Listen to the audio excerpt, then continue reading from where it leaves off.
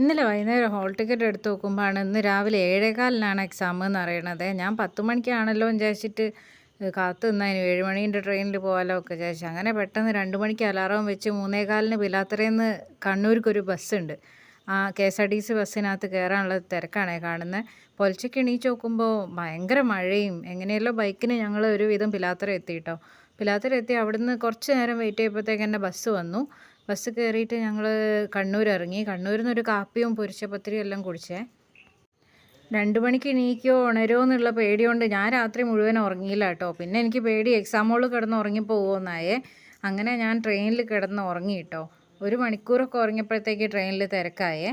Exam ഹോളിൽ ചെന്നിട്ട് question paper കൈ കിട്ടുന്നവരെ ഞാൻ അങ്ങനെ ഉറങ്ങി വീണുകൊണ്ടിരുന്നു കേട്ടോ. ഞാൻ വിചാരിച്ചു എക്സാം എഴുതാനാവില്ല എന്ന്. പക്ഷേ വലിയ കുഴപ്പമൊന്നും ഇല്ലാണ്ട് എഴുതിയേ.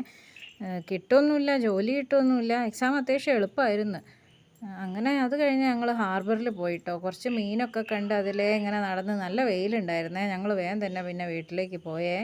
തിരിച്ച് ട്രെയിനെല്ലാം കയറി ഇവിടെ എത്തണ്ടേ. ഇന്ന് വൈകുന്നേരം ആകുമ്പോഴേക്ക് ഭയങ്കര ക്ഷീണമായി കേട്ടോ.